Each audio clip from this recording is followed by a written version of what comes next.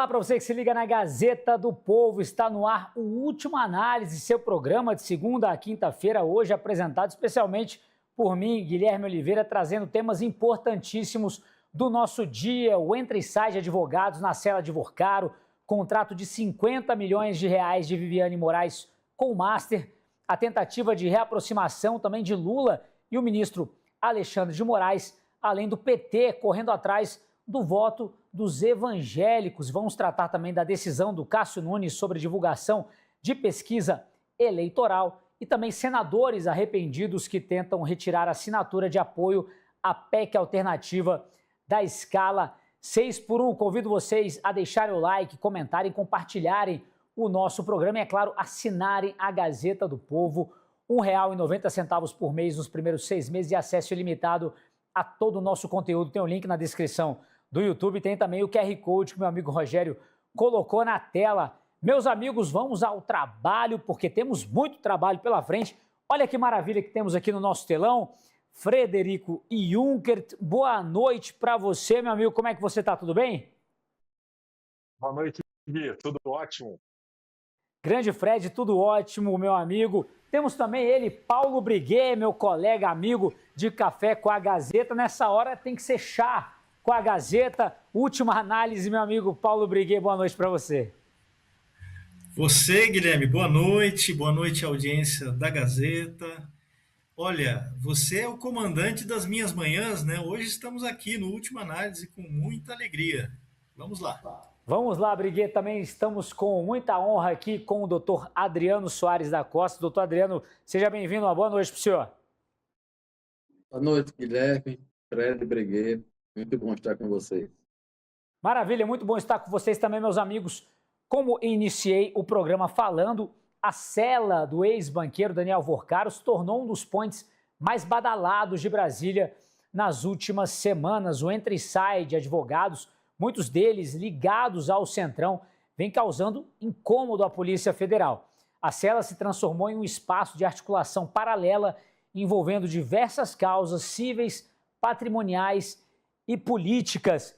Nós temos um print aqui na tela, meu amigo Rogério, para mostrar também, elucidar essa questão com a galera aqui do nosso chat e também os nossos comentaristas. Polícia Federal vê comitiva de advogados do Centrão na cela de Vorcaro. Lista de visitas tem sigilo de 100 anos. Quem diria, né? Sigilos, meus amigos, Frederico Junkert, grande Fred, Paulo Briguet, doutor Adriano.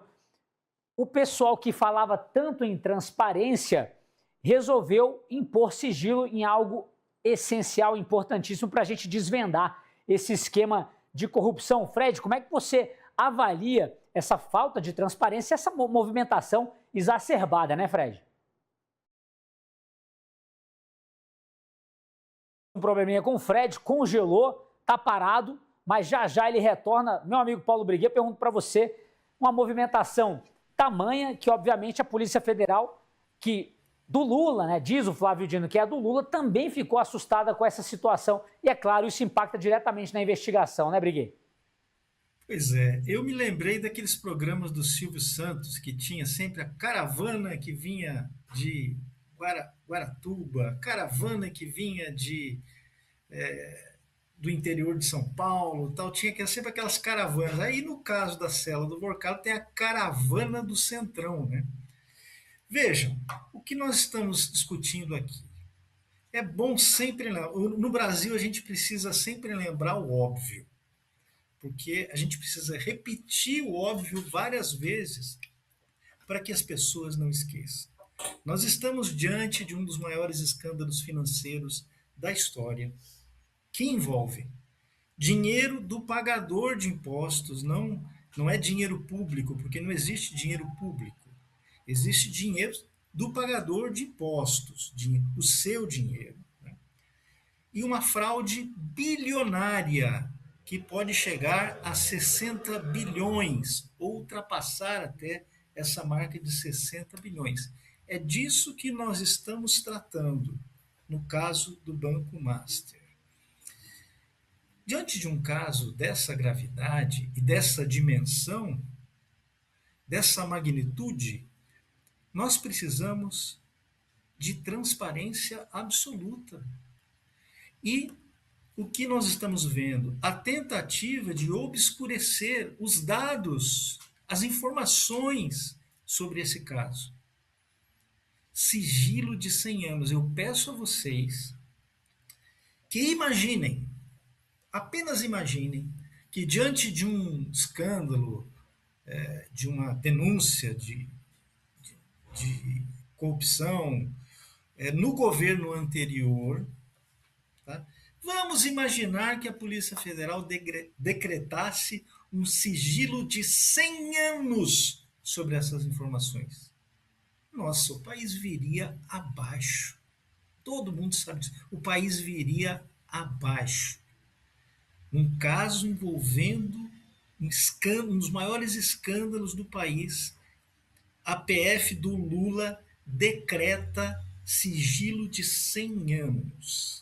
Sigilo de 100 anos. É óbvio que numa investigação dessa natureza, alguns dados precisam ser preservados para que a própria investigação não seja prejudicada.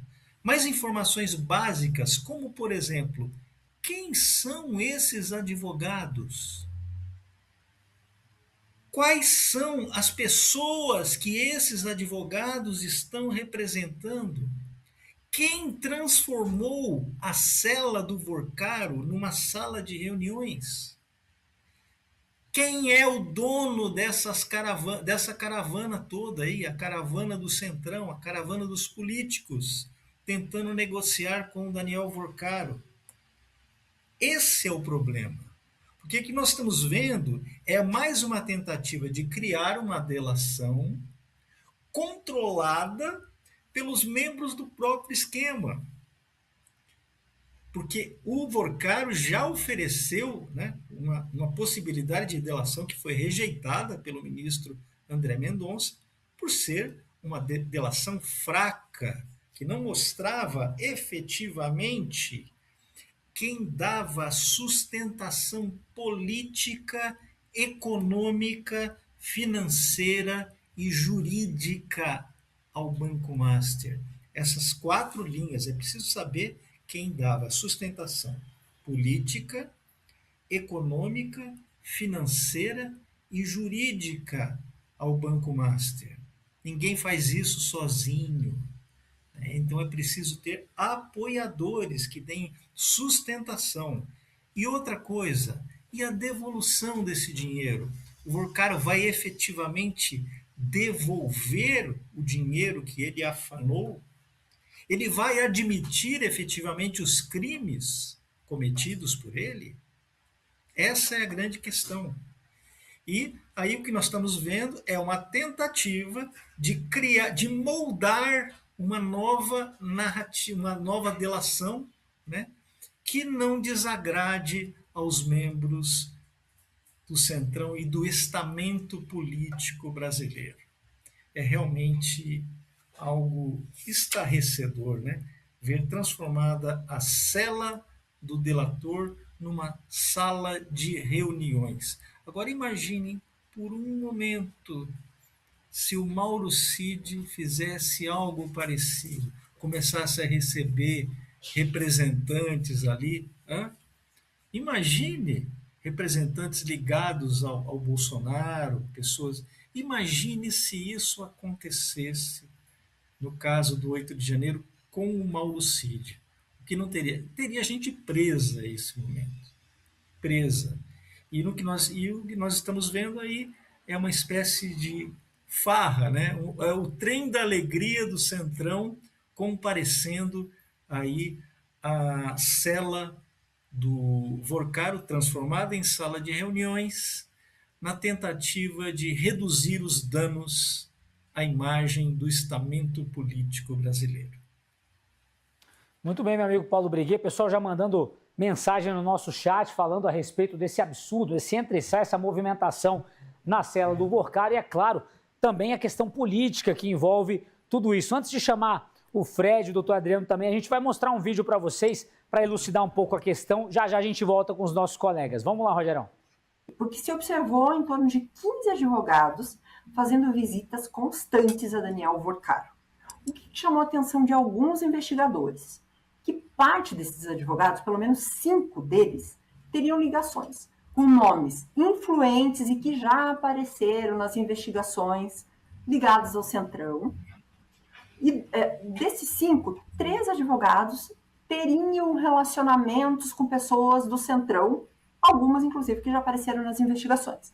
2 deles teriam ligações com o ex-governo do Distrito Federal, do Ibanez Rocha. Agora, esses advogados eram advogados de Vorcaro? Pelas informações que a gente tem, eles possuíam procuração, então eles tinham legitimidade para fazer as visitas para o Vorcaro. Mas o que a Polícia Federal identificou? Que nem todos eles trabalhavam na proposta que estava sendo construída de colaboração premiada, o que não justificaria o entra e sai na superintendência da Polícia Federal. Com certeza nada justifica. Fred, meu amigo Fred Junkert, passar para você essa bola aí também, meu amigo, que é o seguinte, a gente tem visto essa movimentação já há algum tempo, não à toa, propostas de delação sendo rejeitadas, uma situação envolvendo o nome de Daniel Vorcaro e tantos figurões da política, também do judiciário, que não deixam de fazer política aqui, né, Fred? Como é que você avalia, você enquanto advogado, essa movimentação um tanto estranha, né, Fred? Pois é, Gui, muito estranha. Até só antes de fazer meu comentário, eu queria cumprimentar melhor, estava com um problema na conexão aqui. Você, Gui, boa noite. Professor Adriano e o Paulo Briguet, que há muito tempo que eu não falava com o Briguet, é uma satisfação, Briguet, também te ver aqui. E, Gui, muito estranha. Primeiro porque esse trânsito dos advogados para encontrar ali com Vorcaro pode indicar uma combinação de versões entre aqueles que podem ser atingidos por uma delação do banqueiro dono do Banco Master. Né?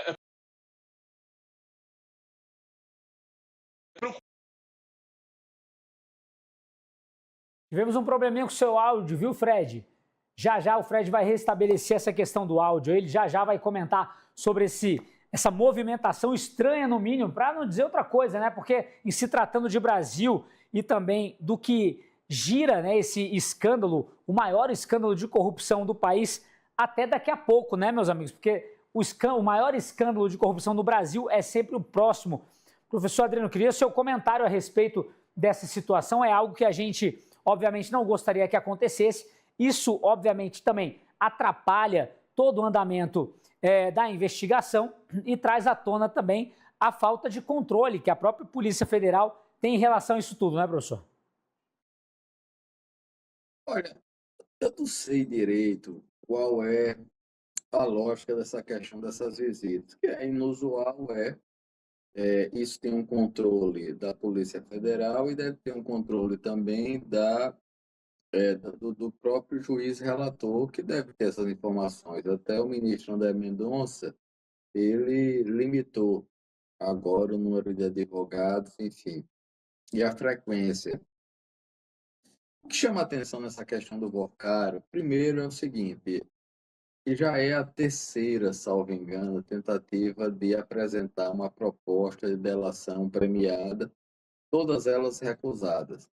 Então, essas recusas constantes da delação se deve, primeiro, à fragilidade com que ela é feita e, segundo, essa fragilidade é identificada a partir das provas que a Polícia Federal já tem. E por isso, até mesmo ajuste de falas ou ajuste de tratamento, de versões, é muito difícil.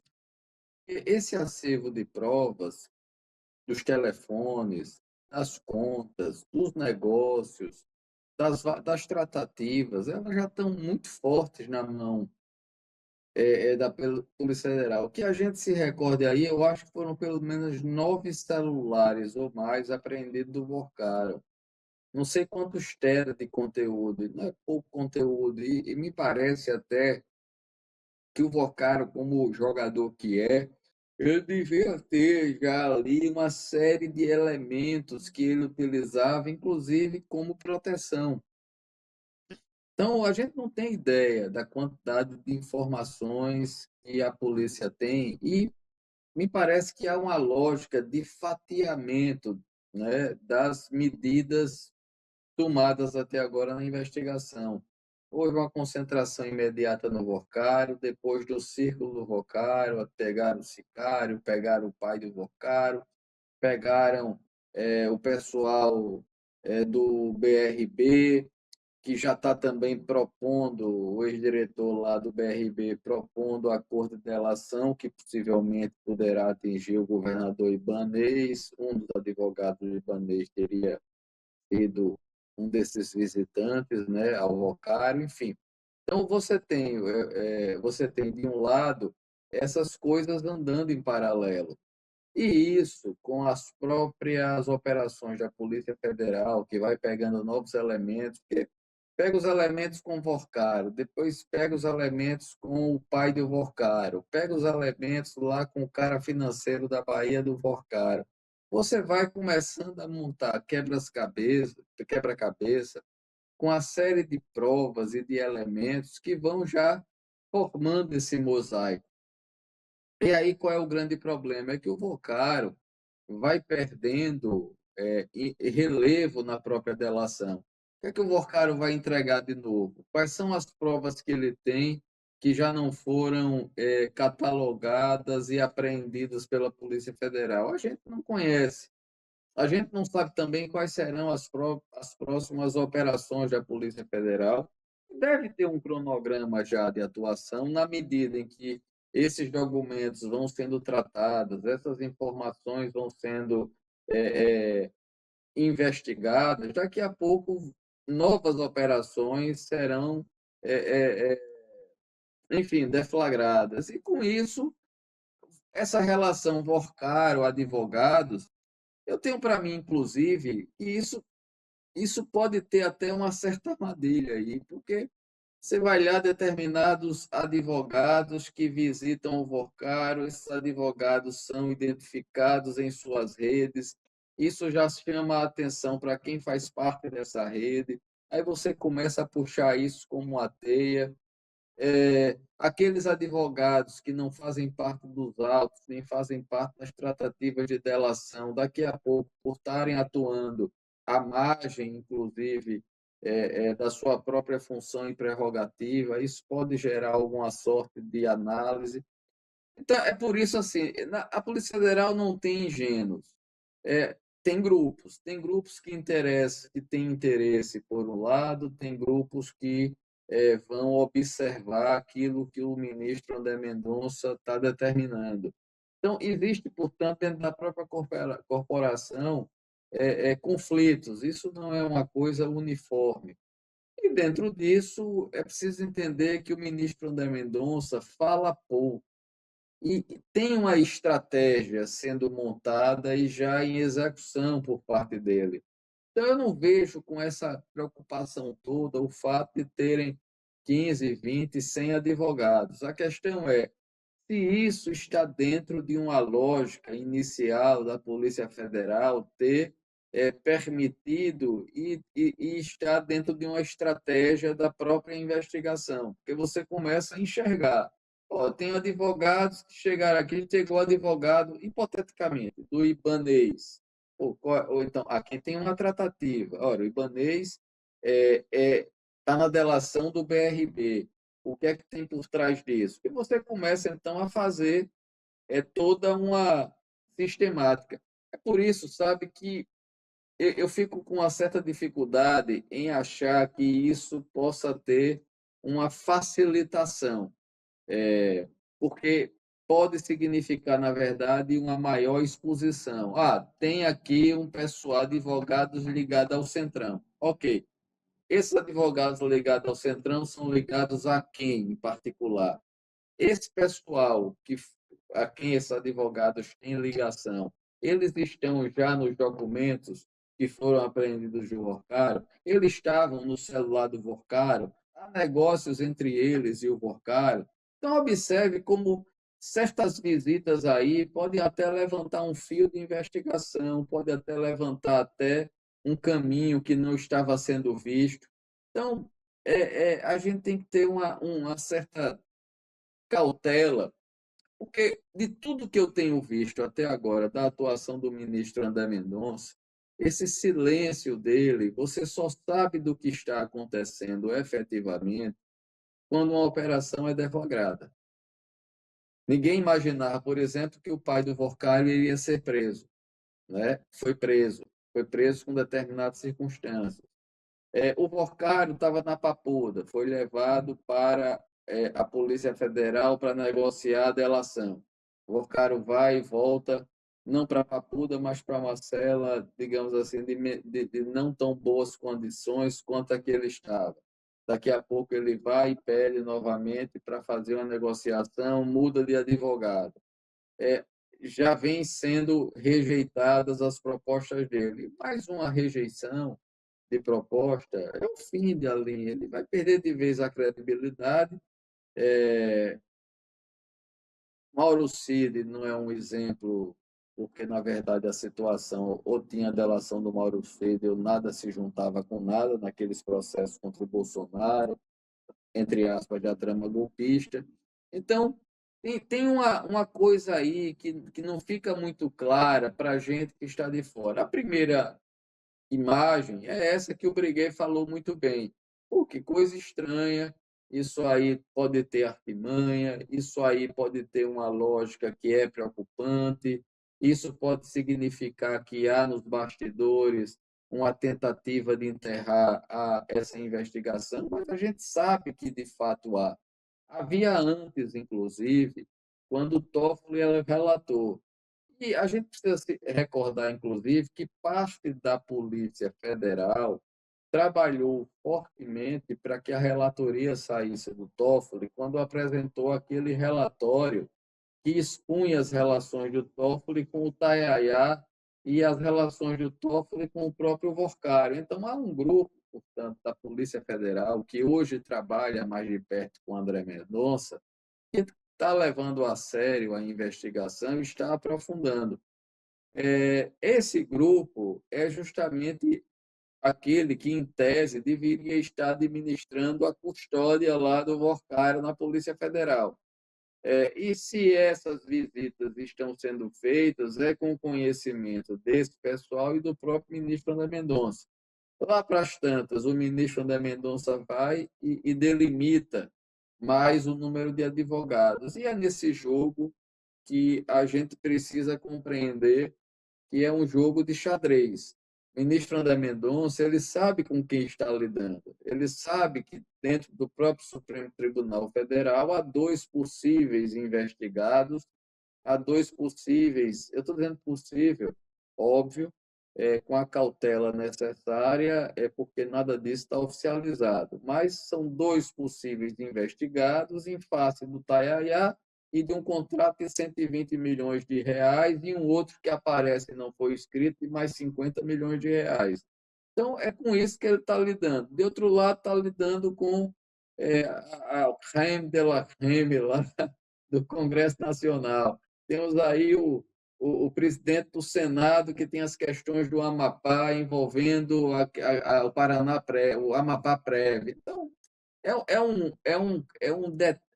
um jogo aí muito cauteloso que o André Mendonça tem que fazer para não dar margem nem à discussão sobre nulidade, nem à questão de cerceamento de defesa, porque impediu os advogados de exercerem a prerrogativa, e enxergar esse todo e mover as pedras com muito cuidado. Então, me parece assim, eu estou muito confiante no trabalho do ministro André Mendonça em termos de coerência e de condução. Eu não fico do mesmo modo em relação à Procuradoria-Geral da República, que é o órgão de persecução penal. Eu acho que o grande problema nosso não será a relatoria, nem o Supremo propriamente no início, mas seria a própria Procuradoria-Geral da República. Muito bem, doutor Adriano. Fred, professor de futebol do meu filho disse que ninguém fica sem jogar.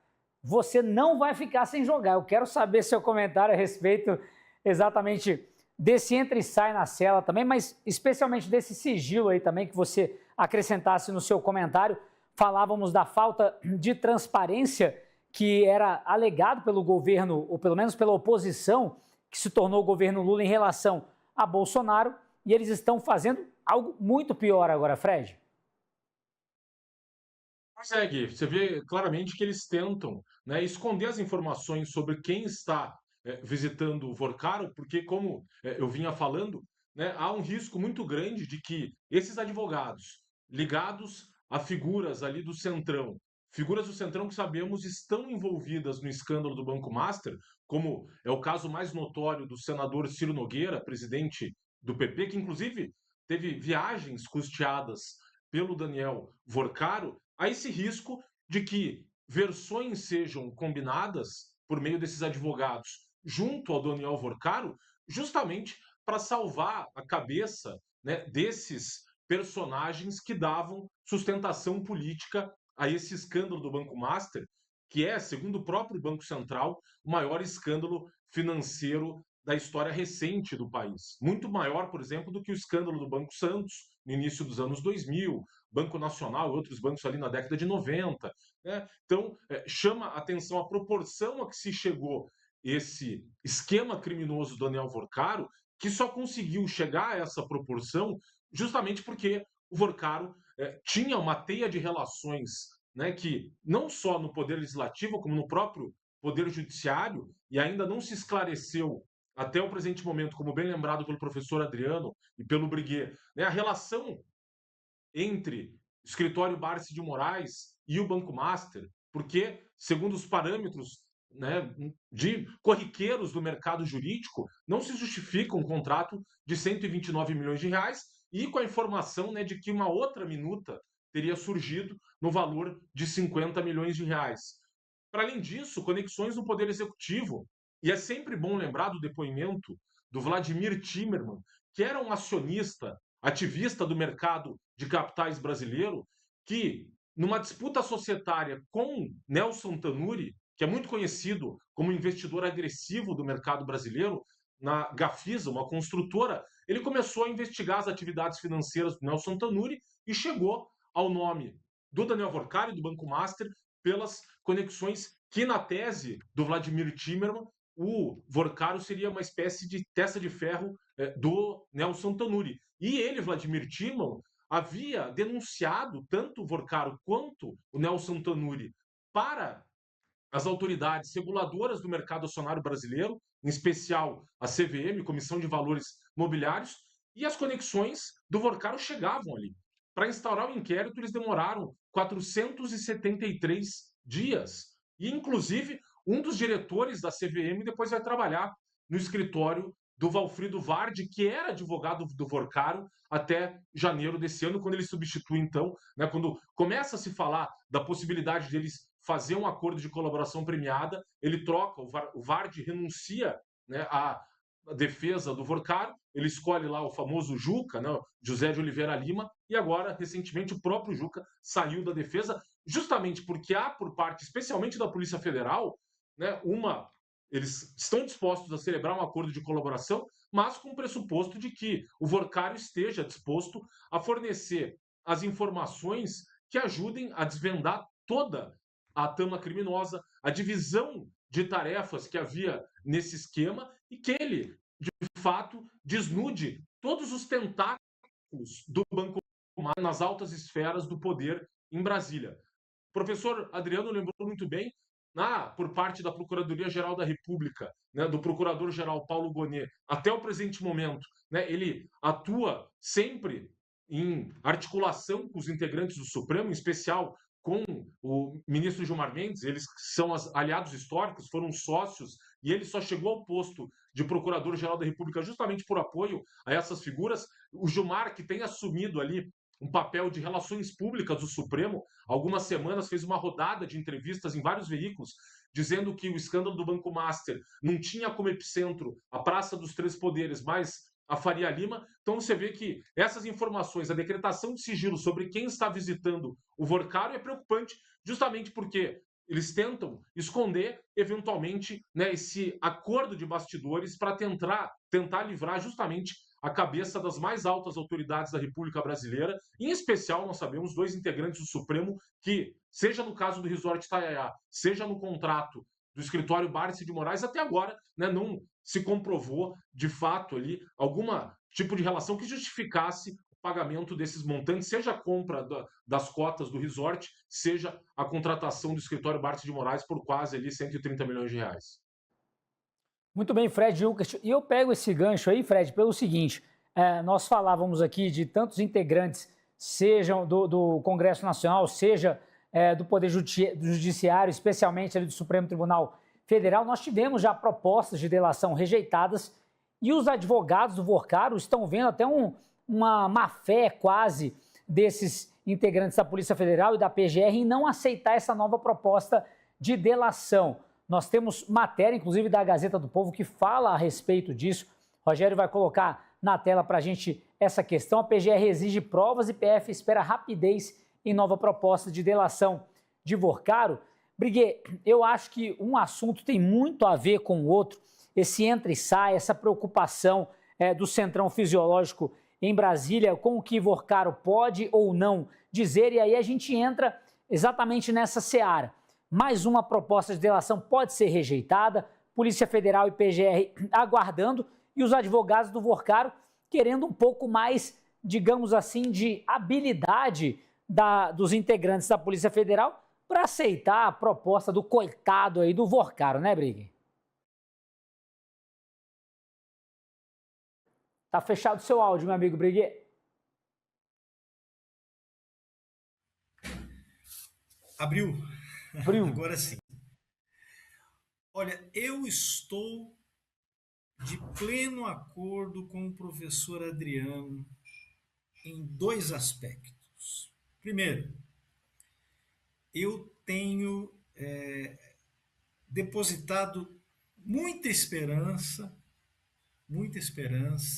na condução das investigações pelo ministro André Mendonça. Até esse momento, eu tenho visto o André Mendonça agindo com muita discrição, né, e com muita firmeza quando necessário. Realmente ele está me surpreendendo. Eu sou insuspeito para falar sobre o André Mendonça. Quando o André Mendonça foi indicado pelo Bolsonaro para o Supremo, eu escrevi um artigo para o jornal Brasil Sem Medo, do qual eu era editor-chefe. Escrevi um artigo intitulado André Mendonça é uma escolha pífia. Eu considerava o André Mendonça uma escolha pífia. Entende? É um super burocrata de Brasília, tal. Eu não esperava absolutamente nada dele. Mas é aquela questão, né? Existem expectativas e existem esperanças. E eu sou como o Ariano Suassuna, eu sou um realista esperançoso. Então, pelos frutos você conhecerá, né? Pelos frutos o conhecereis, né? E eu vi, assim, as posições, atitudes do ministro André Mendonça nesse caso do Master e no caso do INSS, eu vi firmeza e vi serenidade nas suas posições. Então, tem aqui reconhecer que ele tem superado as minhas expectativas e, de certa maneira, alimentado as minhas esperanças na condução das investigações sobre o Master. Ao mesmo tempo, eu concordo com o professor Adriano quando ele diz que não dá para esperar muita coisa da PGR. A verdade é essa, né? Realmente, ali na PGR a coisa fica difícil. Nós temos lá o prevaricador geral da República, Paulo Gonet. Aliás, outro dia não foi você, Guilherme, foi um outro colega nosso que teve um lapso e me chamou de Paulo Gonet. Né? Poucas vezes eu me senti tão ofendido, estou brincando, foi um lapso apenas, mas assim, realmente é triste ser confundido com o prevaricador geral da República. Tem um nome muito parecido com o meu. Realmente, de lá da PGR não dá para esperar muita coisa. Agora, o Vorcaro, essas tentativas aí de delação, a delação meia-boca, né, feita pelo Vorcaro, realmente o ministro André Mendonça já deixou claro que não vai aceitar essa palhaçada. E até colocou o Vorcaro na Papuda, né? Fez que ele lá voltasse para a Papuda para pensar melhor sobre essa delação. Porque, eu volto a dizer a vocês, meus amigos, não haverá nenhuma delação do Burkhardt será completa se ele não indicar a sustentação política, econômica, financeira e jurídica do esquema do Master. Porque um escândalo dessa magnitude precisa de apoio entre os políticos, precisa de apoio nas autoridades econômicas do país, precisa de apoio financeiro, logicamente, e precisa de respaldo jurídico, precisa de proteção na justiça. Se uma delação que não contemple essas 4 frentes é uma delação falsa, é uma delação vazia, feita apenas para livrar a cara do banqueiro e dos seus cúmplices no sistema de poder.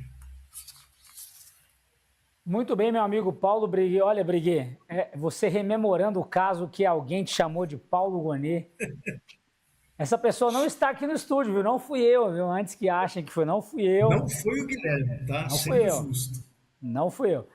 Meu amigo, professor Adriano, acho que o Briguet, o Fred, o senhor também já trouxeram no outro comentário, mas eu acho que é importante a gente tentar elucidar para a nossa audiência a dificuldade que a Polícia Federal, a PGR, tem tido em aceitar essa proposta de delação, até porque o celular do Vorcaro está falando mais do que a delação, né, professor? Então, se a PGR e a PF, de alguma forma, tiveram acesso a essas mensagens, quem sabe, vazadas, assim, seletivamente, mas elas trazem tanto mais quanto o que quer falar Vorcaro, então, para que aceitar uma proposta dessa, né, professor? Só observação para desonerar o Briguet. É que a gente tem errado aqui chamado Tosi de Toffoli. Então tá batendo. Aí você escolhe qual é a pior situação. Guilherme, veja só. Essa questão, até que o Fred colocou bem sobre o sigilo e o Briguet. Observe, o sigilo de 100 anos, ele é um sigilo para nós. É um sigilo para a imprensa, é um sigilo para terceiros, mas não é um sigilo para o André Mendonça. É preciso a gente ter esse cuidado. O que está de sigilo ali é de acesso público, para a lei de acesso à informação, a lei. Não é para os órgãos públicos e os órgãos de investigação. A questão é, por que a Polícia Federal tomou essa iniciativa? A gente não pode imaginar apenas que é uma questão de proteção a advogados e a políticos. Essa lista está na mão do André Mendonça. Quem entra, quem sai, o ministro André Mendonça tem acesso. É por isso que eu digo, a gente precisa ter cuidado, porque claro que a gente vive num mundo midiático, de informações muito ágeis, e todos nós temos sede de informação e de tirar nossas conclusões, mas uma coisa é aquilo que está disponível para investigação e para quem está sendo o supervisor da investigação, que é o ministro André Mendonça. Outra coisa é para todo o público, para a imprensa, o que está saindo, o que pode sair, o que é interessante para a investigação que saia. Então, por isso, assim, eu não tenho muito problema, em tese, com a questão do sigilo, porque o sigilo é para a gente, não é para o André Mendonça, nem é para os investigadores. Eles sabem quem entrou, eles sabem qual é a relação de quem entrou com quem é investigado. Então, talvez aí é porque a gente se desacostumou a ter inquérito, investigação e um ministro condutor em que não haja vazamento constantemente. Nós nos habituamos, nos inquéritos da fake news e dos atos antidemocráticos, a ter vazamento em série, obviamente sempre atendendo o interesse do relator ou aquilo que era útil para ele que chegasse ao conhecimento público. Aqui não, aqui há uma prudência do ministro André Mendonça e ele vem exigindo cautelas, inclusive, me parece, para se blindar uma discussão que também sai na imprensa, até hoje, Fred, no Sem Rodeios nós conversamos sobre isso, que é essa questão do que se fala de uma tentativa de nulificar a investigação, de nulificar a delação, enfim, veja que isso sai muito na imprensa. Então, óbvio que me parece que o ministro André Mendonça ele está se acautelando ao máximo e criando toda uma margem de proteção para que não haja qualquer discussão sobre nulidade de procedimentos. Então, por essa razão, assim, o sigilo em si não me causa grande preocupação, porque é para nós, para a imprensa, não para o ministro André Mendonça, nem para os órgãos de investigação.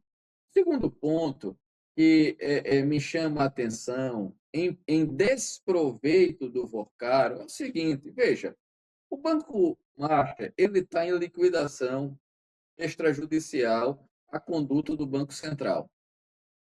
Todas as razões pelas quais o Banco Master entrou em liquidação foi justamente uma sucessão de fraudes financeiras, com CDBs, com títulos públicos, com a utilização de laranjas para fazer uma lavagem de dinheiro e um fluxo falso para equilibrar no balanço contas simplesmente que eram falsas, só tinham valor mesmo documental, mas que não atingia, não tinha nada a ver com a realidade. Esses balanços fraudados eram apresentados ao mercado, o mercado consumia isso e publicava, dando que o Banco Master estava muito bem, obrigado. Em cima dessa fabricação de informações, inclusive envolvendo dinheiro para influenciadores, para órgãos de imprensa,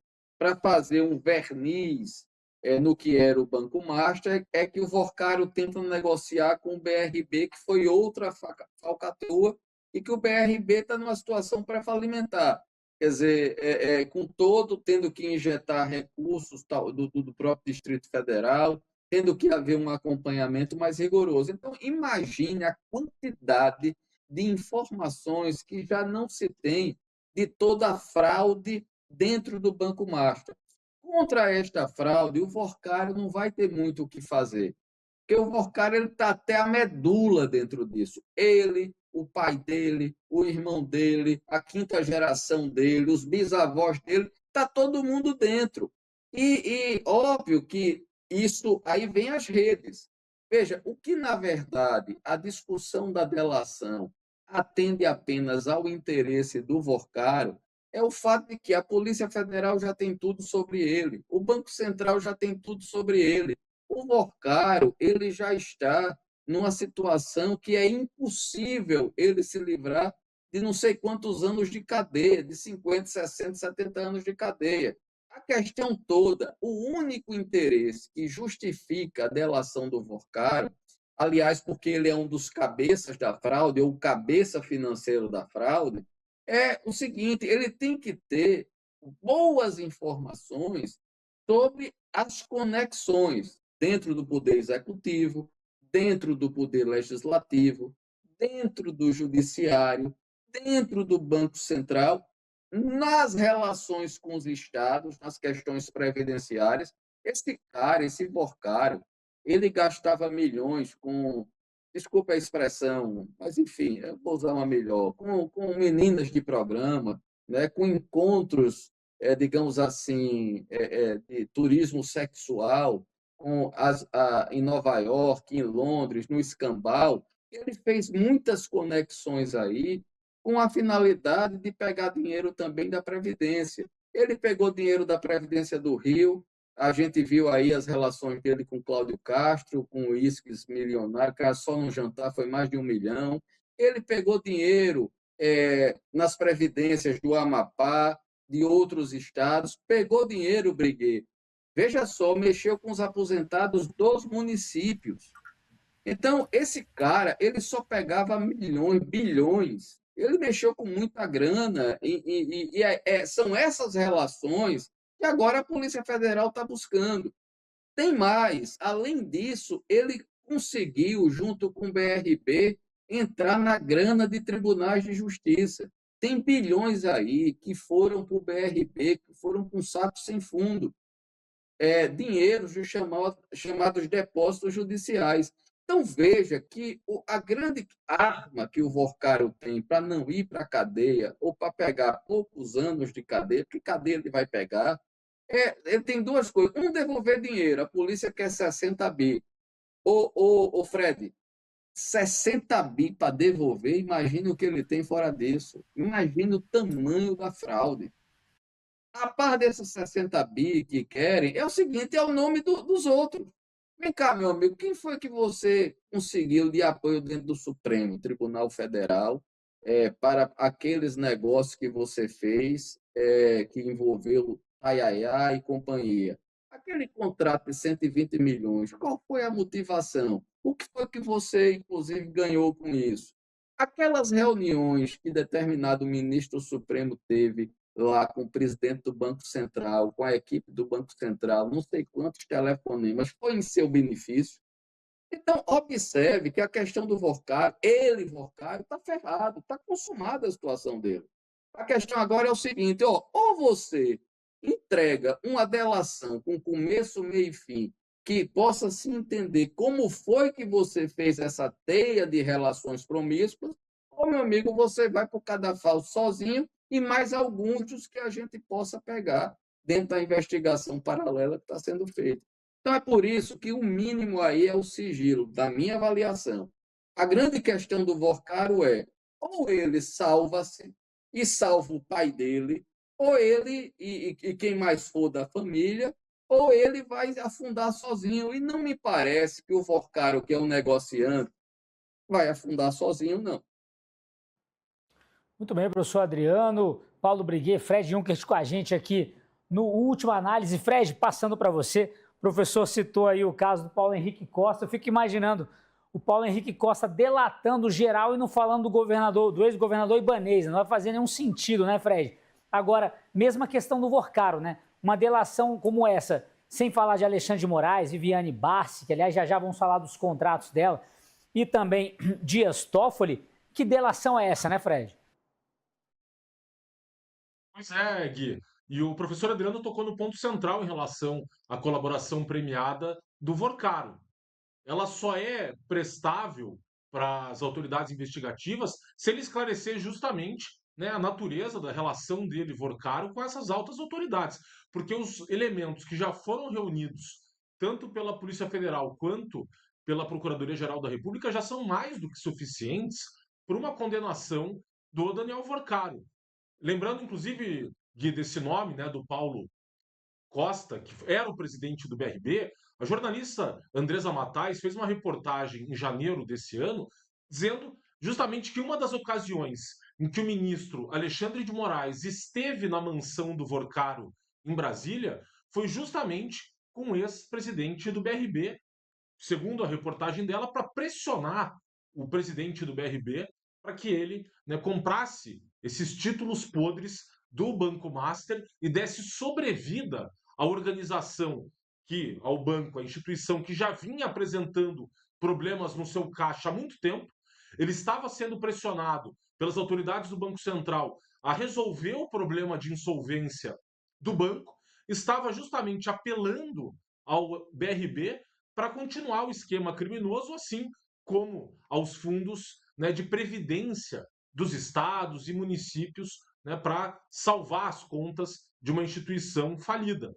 Vamos recordar aqui que não é a primeira vez que dinheiro de fundo de pensão é utilizado, né, para fins de corrupção e nesses esquemas escusos. A Lava Jato, lembro sempre desse caso do fundo Postales, o fundo dos carteiros, em que dos fundos que eram ligados ao Partido dos Trabalhadores, por uma indicação política e não técnica para ocupar os cargos de direção desses fundos de previdência.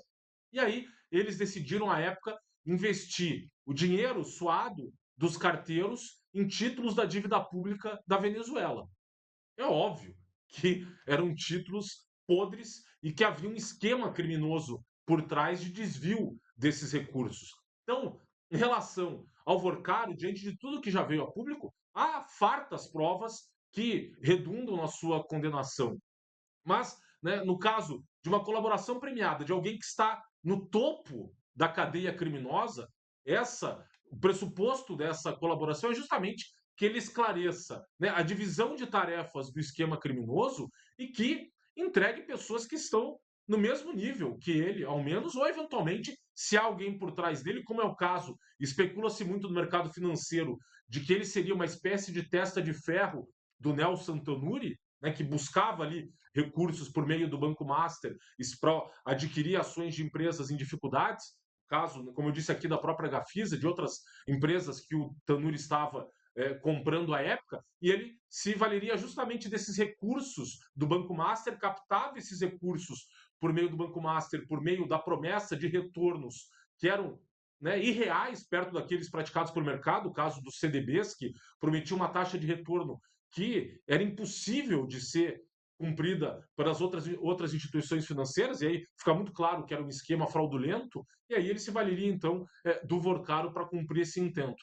Então, uma delação premiada por parte do Vorcaro, né, que busca, obviamente, salvar-se a si próprio e salvar os seus parentes, porque esse esquema criminoso contava com a participação do pai dele, do cunhado, que era uma espécie ali de operador financeiro, ele próprio cunhado, né, que fazia a gestão do fundo e que comprou as cotas do Resort Itaiaia, que pagava o sicário, que até hoje não se esclareceu as circunstâncias da morte do sicário na Superintendência da Polícia Federal em Belo Horizonte. Então, há essa expectativa justamente para que se o Vorcaro fizer um acordo de colaboração, que ele, de fato, esse acordo só interessa às autoridades se ele esclarecer, né, toda essa teia criminosa complexa, porque senão, só com que há nos 9 aparelhos telefônicos, documentos reunidos, a própria situação do banco em si, com os vários crimes financeiros praticados ali, como envolvendo o próprio governador do Distrito Federal, Ibanez Rocha, por meio ali da venda e da aquisição de precatórios,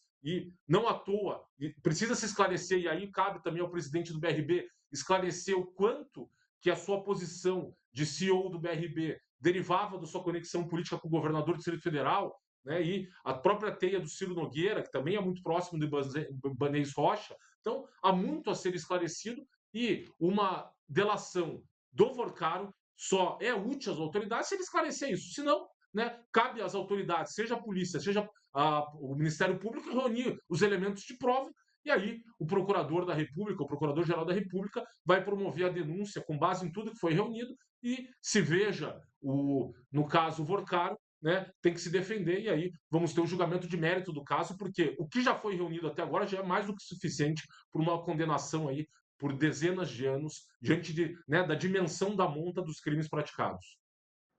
Muito bem, Fred Junkers, Paulo Briguei, também Adriano Soares da Costa aqui comentando o nosso último análise. Vou dar uma passadinha pelo nosso chat aqui, meus amigos, porque a Regina Pereira está falando conosco aqui, mandando mensagem. Parece que o Vorcaro quer comprar todos da Polícia Federal. Temos também a Ana Maria Fernandes, que país é esse? Coloca sigilo de 100 anos em tudo. Dona Idalina Gonçalves, tudo o que está passando no Brasil mostra a decadência moral do país.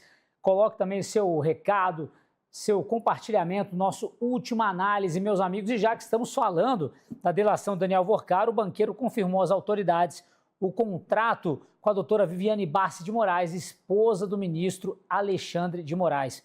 Uma minuta de contrato no valor de 50 milhões, celebrado entre a doutora Viviane e uma empresa ligada a Vorcaro. Foi encontrada na Operação Compliance Zero e confirmado pelo banqueiro. O escritório de advocacia nega que tenha havido um segundo contrato. Queriam garantir que o pagamento seria feito mesmo após o Banco Master quebrar. Meu amigo Paulo Briga, que situação, é muito dinheiro, a gente sabe do envolvimento até as tampas da dona Viviane Barsi e do Alexandre de Moraes, e aí, Briga, só para corroborar, eu lembro agora de uma entrevista, nem deveria ter dado essa entrevista, mas Gilmar Mendes falou à Folha de São Paulo semana passada que o problema do escândalo Master passa muito longe da Praça dos Três Poderes, o problema é lá na Faria Lima. É muito fácil se livrar dos problemas sendo ministro do STF, né, Briguei? Olha, essa declaração do Gilmar Mendes é muito curiosa, porque eu tive o prazer de ler esse maravilhoso livro aqui, que eu recomendo fortemente para todos. Ó. Anatomia do Estado, do grande economista e pensador americano Murray Rothbard. É um dos pais aí do libertarianismo, né? Um dos libertários, um dos inspiradores do Milley, né? Assim, dessa turma toda libertária que a gente vê. Anatomia do Estado. Ele faz uma definição muito interessante de Estado, né? O que é o Estado? Ele diz o seguinte, que o Estado, eu vou até ler aqui a definição dele. O Estado é a sistematização do processo predatório sobre determinado território. O Estado é o predador, né, que se põe a devorar um determinado território. Então, na verdade, o que um banco master da vida faz? Ele mimetiza o comportamento do Estado. E ele se une ao Estado para dar continuidade a esse processo predatório, né, que suga as energias da sociedade civil. Então, o master é isso. Então, o master, não é que ele está longe, ele tem que ser separado da Praça dos Três Poderes. Não. Existe uma simbiose entre o Banco Master e a estrutura de poder no Brasil e o Estado brasileiro. Eles estão incrustados absolutamente nos três poderes. O Banco Master está incrustado nos três poderes, ele participa disso. Quanto o famoso contrato de 129 milhões, o que foi achado? Foi achada uma minuta, segundo reportagem da Malu Gaspar, né, do Globo, foi achada uma minuta em um dos endereços aí do Daniel Vorcaro, foi achada uma minuta de 50 milhões, tá, com o nome da empresa que fez o contrato com o escritório da Viviane Barsi de Moraes. O valor é de 50 milhões. Então, vamos nos socorrer da matemática. O contrato era de 129 milhões. Vamos arredondar para 130, para ficar mais fácil a matemática? 130 milhões. Quanto havia sido pago? Quanto o Master pagou para o escritório da esposa do Alexandre de Moraes? Isso ficou comprovado também. 80 milhões. 80 mais 50 igual 130. Então, aí seria o complemento, porque até novembro... Veja, os 80 milhões foram pagos em parcelas de 3,6 milhões entre fevereiro de 2024 e novembro de 2025, quando o Vorcaro foi preso. Então, aí foram 80 milhões. Esses 50 milhões, a matemática nos diz, serviriam, portanto, para completar o pagamento desse contrato, que eu chamo de o seguro do Vorcaro. Na verdade, não era um contrato para serviços jurídicos, para assessoria. Era um seguro do Vorcaro feito junto ao Supremo Tribunal Federal. Nós, meus amigos, não podemos jamais esquecer desse contrato, porque eles acreditam que a nossa memória é fraca, que a memória, e muitas vezes eles têm razão nisso, né? Que a memória do povo brasileiro é fraca. Portanto, nós temos que sempre voltar a esses 129 milhões, sempre. O nosso presidente da Gazeta do Povo, Guilherme Cunha Pereira, gravou um vídeo muito bom, agora falando, olha, tudo bem que agora tem a Copa, todo mundo vai assistir a Copa, mas assistam a Copa, curtam o futebol, vibrem com os jogos da seleção, se possível, vibrem com a vitória da seleção, mas não se esqueçam do contrato de 129 milhões do escritório da Viviane Barsi de Moraes. Isso não pode ser esquecido. Nós temos que falar todos os dias.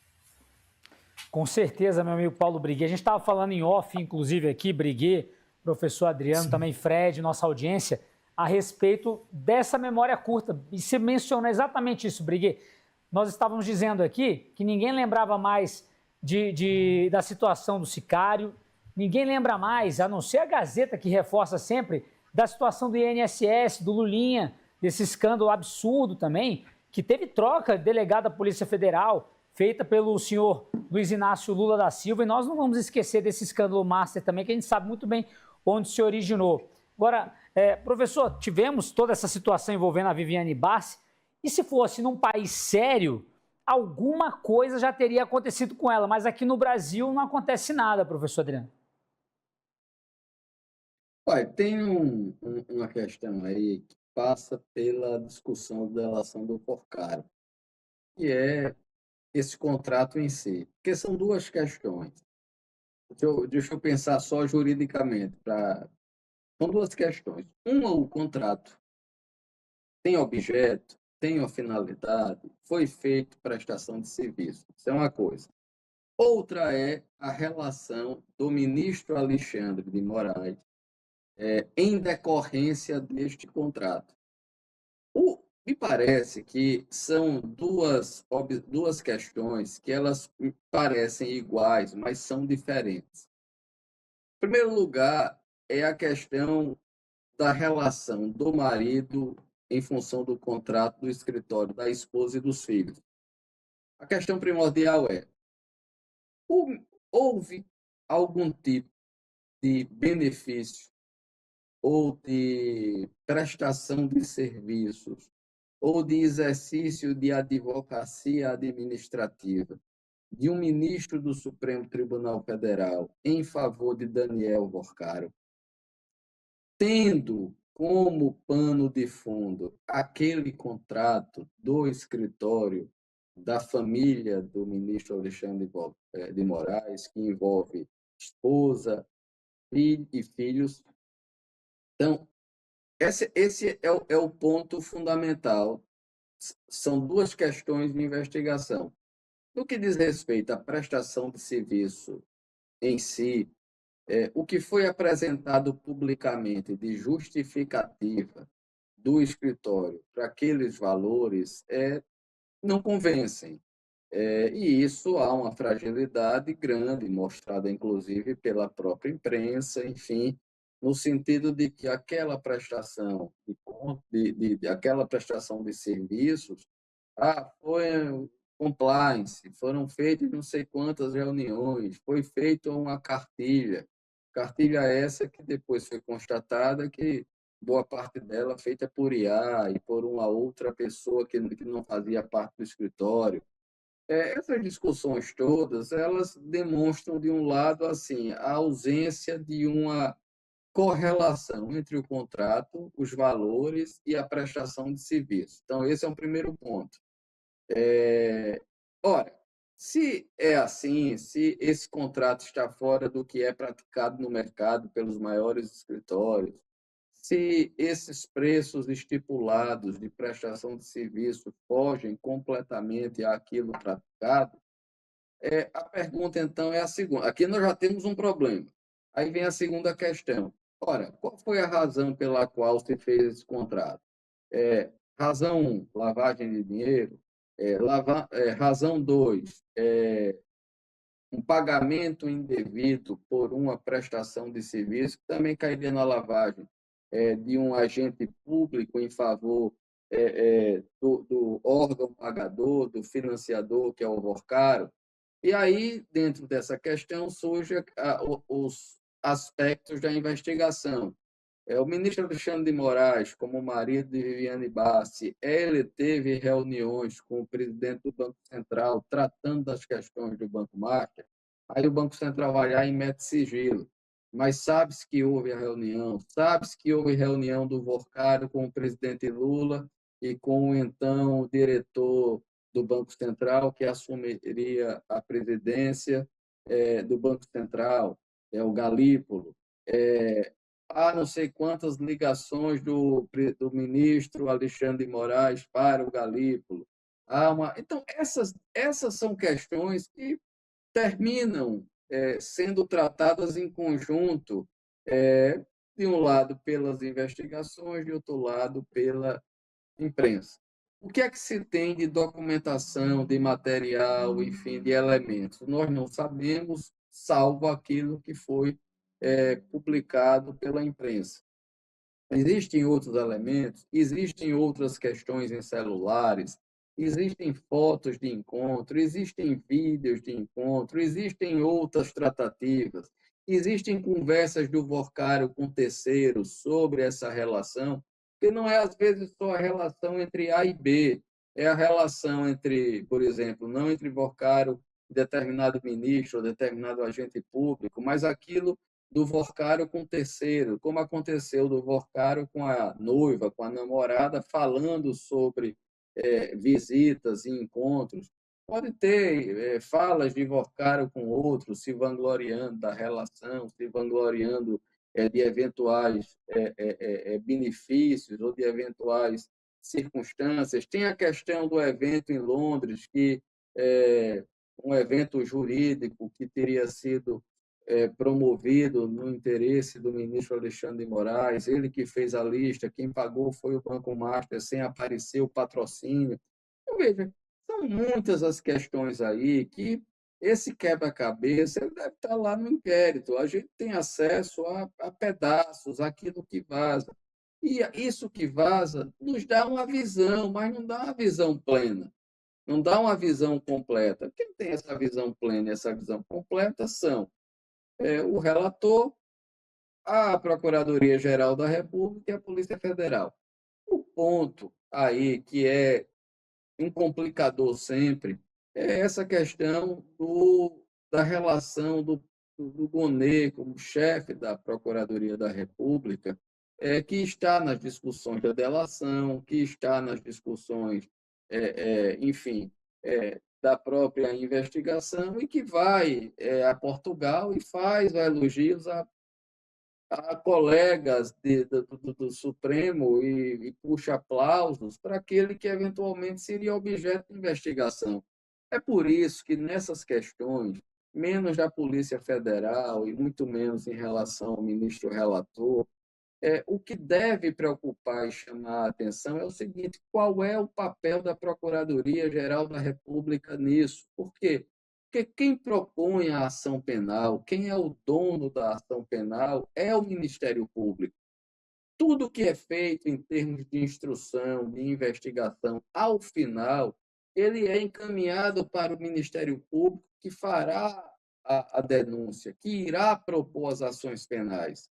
Então, a grande questão é que todos esses pontos se discute muito isso, a figura do Procurador-Geral da República. Chama-se do Prevaricador-Geral da República, mas, na verdade, o Procurador-Geral ele não se cansa de demonstrar publicamente as relações muito fortes com cada um desses membros que, em tese, seriam investigados. Em qualquer outro momento, haveria a suspeição ou impedimento de atuar.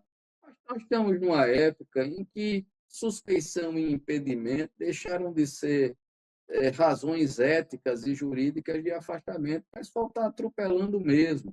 E, por essa razão, Guilherme, Fred e Briguet, o que mais me chama a atenção e me preocupa no andamento disto tudo é este papel central do Procurador-Geral da República.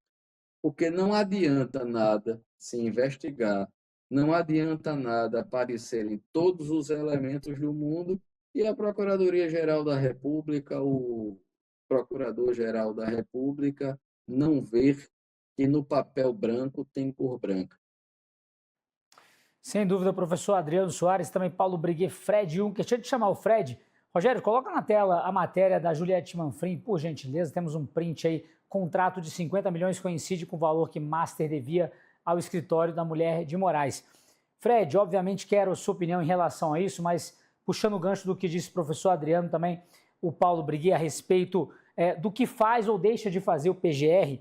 Eu me recordo aqui, Fred, que no Gilmar Palusa, na véspera do primeiro dia, nós tivemos a notícia de que Hugo Mota jantou com Alexandre de Moraes e Viviane Barsi. Então, mais um cúmplice dessa história toda, ou seja, esperar do Legislativo alguma movimentação de forma alguma, seja do Hugo Mota ou do Alcolumbre. Em relação à Viviane, como é que você analisa essa questão contratual e esses milhões de reais, Fred?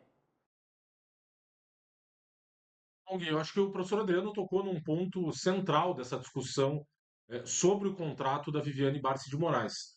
É só rememorar o que aconteceu com dois servidores do Banco Central, dois servidores de carreira do Banco Central, que descobriu se estavam na folha de pagamento do Vorcaro e como é que era feita a contratação desses dois servidores. Justamente por interpostas pessoas, por um contrato feito a título de consultoria de uma empresa pertencente ao Vorcaro, chamada Super Empreendimentos, e que fingia contratar esses dois servidores para prestarem uma consultoria e, na verdade, era o pagamento puro e simples de propina. O que acontece muito nesses crimes de lavagem de dinheiro é justamente isso. Você faz uma triangulação para camuflar a operação pagamento da propina e esconder quem efetivamente é o beneficiário final do esquema criminoso. No caso do Vorcaro, Viviane Barsi de Moraes, Alexandre de Moraes, não é estranho que até o presente momento não tenha surgido um único diálogo entre o contratante Vorcaro e a contratada Viviane Barsi de Moraes, e que tenha surgido justamente aqueles diálogos, 8 mensagens trocadas, justamente num dia em que foi decretada a primeira prisão preventiva do Vorcaro, em 17 de novembro do ano passado, inclusive com aquela, hoje, famigerada indagação, conseguiu bloquear, e com mensagens trocadas entre o Alexandre de Moraes e o Daniel Vorcaro, que eram mandadas entre si com visualização única, justamente para não deixar nenhum registro do teor da conversa, do que foi efetivamente combinado entre os dois. Então, para bom investigador, considerando todo esse contexto, a forma de atuação do Vorcaro, ele se valendo dessas triangulações para esconder, escamotear das autoridades, quem eram os reais beneficiários desses esquemas criminosos e, no caso do próprio Banco Central que eu mencionei, os dois servidores de carreira que foram corrompidos eram servidores responsáveis pelo Departamento de Fiscalização das Instituições Financeiras. E eles ajudavam o Vorcaro, dando informações antecipadas, ajudando a elaborar documentos que, na condição de autoridade regulatória, o Banco Central exigia do Banco Master, e esses próprios servidores atuavam a soldo do Vorcaro em prol dos interesses do banco, para também garantir a perpetuação do esquema criminoso. Então, fica muito claro, mas vou além. Vamos analisar também o porquê desse montante de 129 milhões de reais, que de todos os contratos que vieram a público, seja a contratação da nora do Jacques Wagner, do próprio Guido Mantega, do ex-presidente Michel Temer, de tantos outros que estabeleceram relações contratuais com o Banco Master, olha na condição do Vorcaro. Ele, um dos homens mais bem relacionados, com maior teia de relações no Brasil, nessas altas esferas do poder, e ele olha para esse zoológico político brasileiro e diz, olha, quem hoje manda mais no Brasil?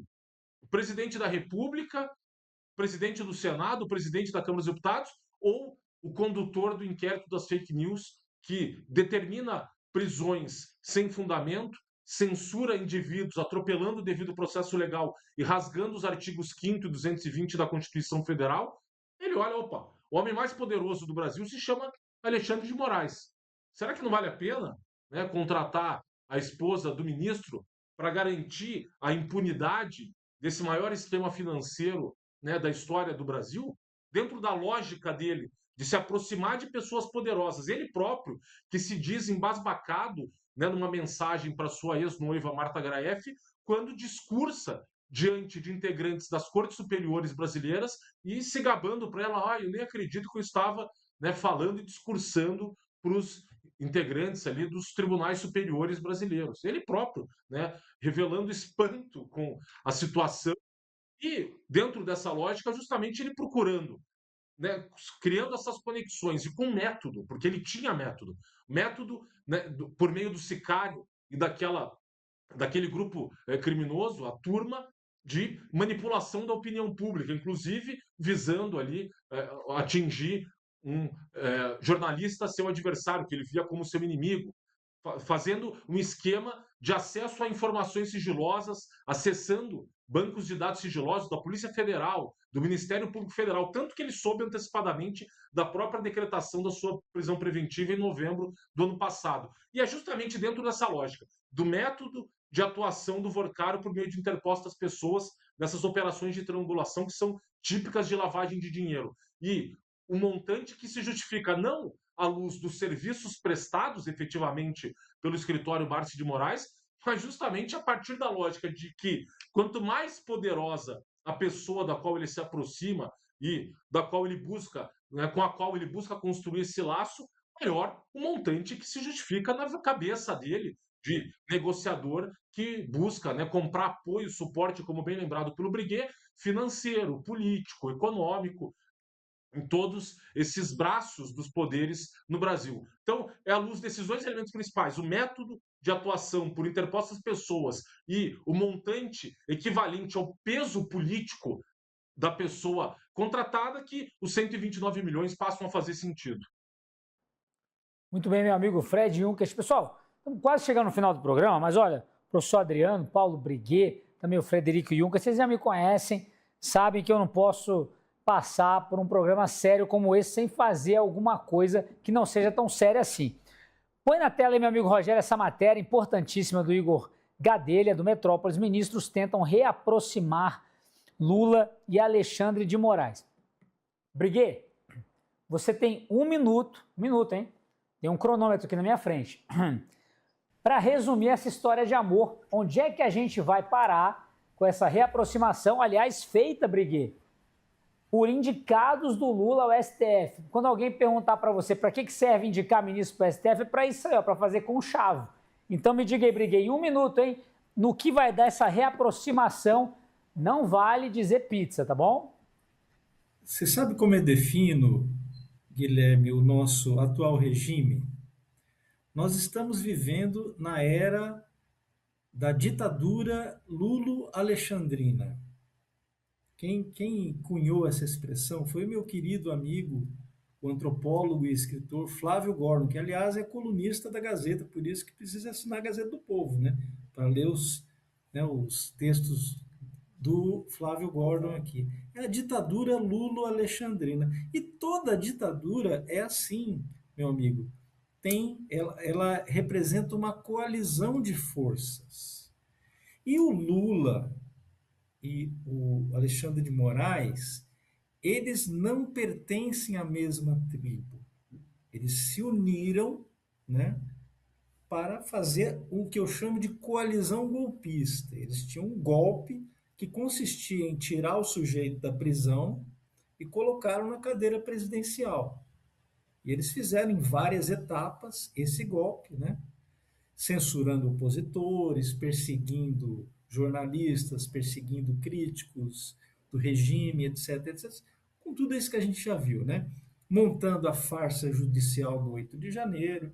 Então, o regime PT-STF é isso, meu amigo Guilherme.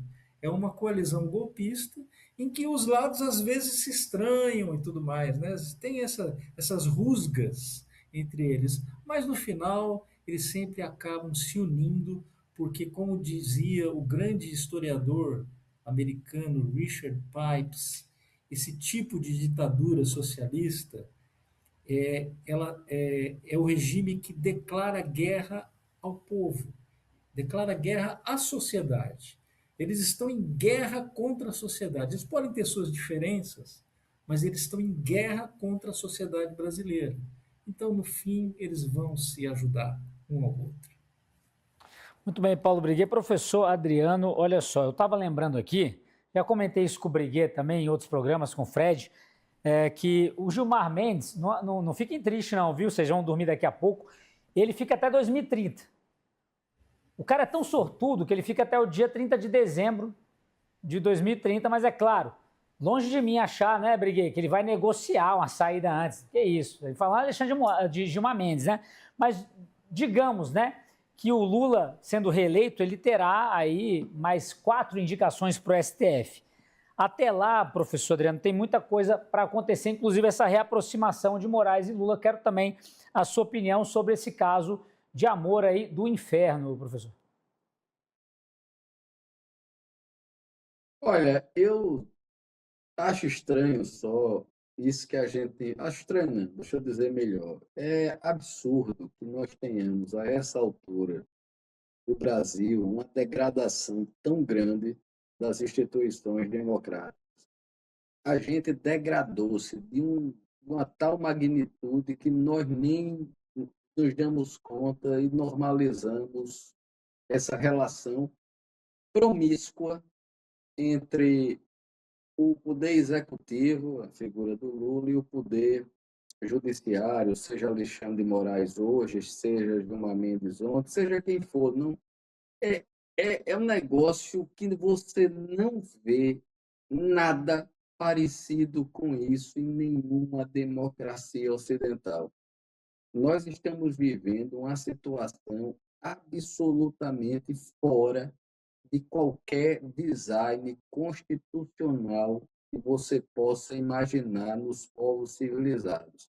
É uma relação promíscua nas instituições, de tal sorte que você, por exemplo, numa discussão institucional, numa discussão jurídica, como é que você pode imaginar que nós teremos julgamentos, por exemplo, isentos? Julgamentos que observem a Constituição e as leis. Não. Nós começamos a nos habituar com esse tipo de comportamento e que gera manchete, que gera normalidade das relações sociais, de um Supremo Tribunal Federal hipertrofiado, politizado, fora de qualquer controle. É uma relação assim que, pelo amor de Deus, para onde nós vamos? Porque o guardião da Constituição, ele passa a ser o guardião de coisa nenhuma, ele passa a ser o decisor acima de qualquer ordenamento jurídico. Eu tenho dito aqui que quando o juiz, o julgador, ele não tem mais a lei nem a Constituição como delimitador tanto da sua competência, das suas funções, quanto das decisões que ele vai tomar, nós estamos no absoluto campo do arbítrio. O direito ele é substituído pelo regime da força. É o regime de quem pode mais, de quem tem mais poder, mas poder não no sentido jurídico, poder no sentido fático. Nós voltamos, digamos assim, a um faroeste em quem tem a maior arma e atira primeiro leva. E nós ficamos assistindo isso, falando em eleições, em democracia, mas ou a gente resgata a institucionalidade, e o processo eleitoral é fundamental para isso, ou nós vamos cada vez mais viver uma plutocracia ou uma oligarquia, mas nem de longe uma democracia. Nós vamos ter um grupo que não deve satisfação a ninguém, que resolve a nossa vida, as decisões e as questões da República, tomando uísque. O uísque, inclusive, é regado a uísque que vale milhões. Lá não sei nem o nome, o negócio é tão... como é marcar, sei lá qual é o nome que estavam tomando lá em Londres. Então, é nesse nível. O Briguet mostrou um livro ali. Briguet, repete aí, mostra aí para a gente ver, já que você está na tela, o livro. Tá, então, pronto, é isso aí, a estrutura, né, do Estado. Como é o nome que eu não estou vendo aqui, Briguet? Anatomia do Estado. Pronto, agora eu estou vendo. A anatomia do Estado. Pronto, nós temos diante, Briguet, da anatomia do Estado. A anatomia do Estado brasileiro, que essa anatomia ela é estabelecida nessas relações à margem da lei, à margem da Constituição. E não adianta a gente só pensar na relação entre Lula, Alexandre de Moraes, aproximar para quê? quando as instituições deveriam ser autônomas, independentes, e o judiciário não devia estar na arena política, não deveria estar nessa relação de compadrio, nessa relação atrás da coxia. Então, infelizmente, para terminar, é para dizer só o seguinte, a todos nós, a você que está assistindo, a gente precisa refundar a democracia brasileira. A gente precisa de uma nova república. E daí porque o processo eleitoral é importante. O Guilherme, inclusive, deixou todo mundo sem dormir, nos lembrando que se o Lula ganhar, nomeia 4 ministros do Supremo. Guilherme, eu vou ter que tomar remédio por sua causa. Professor Adriano, não faça isso comigo. Tem que ter essa má notícia para a gente lutar exatamente para poder as pessoas chegarem lá nas urnas em outubro e tomarem a decisão correta. Fred, passando para você essa questão da reaproximação, que já seria um absurdo, né? Reaproximar, era próximo por quê, então? É cada macaco no seu galho. Reaproximação é demais, né, Fred? Pois é, Gui, vou ser bem breve no meu comentário. É só a gente lembrar que essa chapa Lula-Alckmin foi construída justamente pelo ministro Alexandre de Moraes.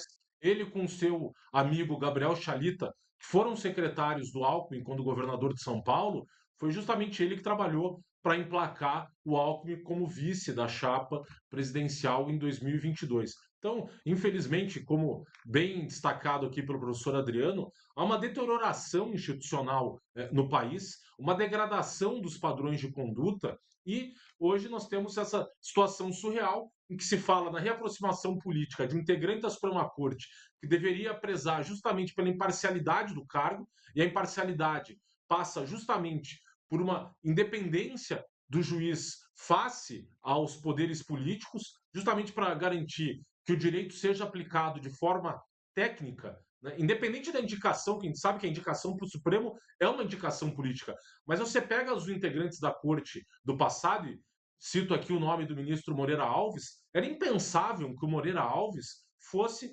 depois, né, de nomeado para a Suprema Corte brasileira, ter qualquer tipo de relação espúria, promíscua com um integrante do Poder Executivo. Era um ministro que sabia o peso da toga que vestia, a tradição da Suprema Corte do país, que, na condição de órgão de cúpula do Poder Judiciário e no exercício da jurisdição constitucional, busca justamente resguardar a própria imagem do Poder Judiciário como árbitro imparcial dos conflitos. E aí chegamos a essa situação em que se normaliza uma notícia que fala que há uma tentativa por parte dos próprios integrantes da corte, e a notícia fala no Cristiano Zanin e no Flávio Dino, que estariam trabalhando, eles que, né, não por coincidência, um era advogado pessoal do Lula, outro senador, governador do Maranhão, com uma atuação política escancarada, afiliado ao Partido Comunista, e que foi ministro da Justiça desse governo Lula, estão atuando para tentar ali reaproximar o Alexandre de Moraes e o Lula. Então, infelizmente, né, esse é um sintoma da República putrefata brasileira, que, como bem lembrado pelo Briguet, citando Murray Rothbard, dos grandes nomes aí da Escola Austríaca de Economia, o Estado no Brasil, né, virou um predador, a sociedade paga o preço, e quanto mais próximos Alexandre de Moraes e Lula, pior para o Brasil. Muito bem, meu amigo Fred Junkert, lembrando, né, Fred, Cristiano Zanin e Flávio Dino, que foram aprovados por esse Senado que aí está, né? Ninguém chegou lá, amarrou eles na cadeira e mandou trabalhar. Teve que passar pela sabatina plenária e eles permitiram, infelizmente. Professor Adriano, eu desejo primeiro uma boa noite para o senhor, durma bem, tá bom?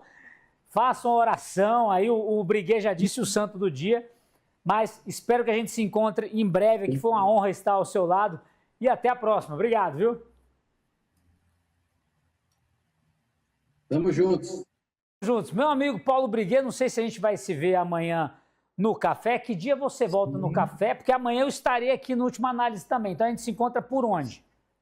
Estaremos amanhã de manhã, nos encontraremos de novo, Guilherme Oliveira. Estaremos lá, nós dois, no café, junto com o Flávio Morgenstern e o Rodrigo Constantino. Eu já vi aqui que o Rodrigo e o Flávio também estarão com a gente amanhã. Então, até amanhã. Muito bem. Qualquer pesadelo, me avise, viu? Pessoal, é Paulo Briguet, hein? Briguet. Vamos prestar atenção no serviço. Fred Junkert, Fred, eu te vi mais essa semana do que qualquer outra pessoa no mundo. Sempre uma alegria estar ao seu lado também. Obrigado pela participação sempre. Amanhã você está por aqui também, não? Amanhã só no Sem Rodeios.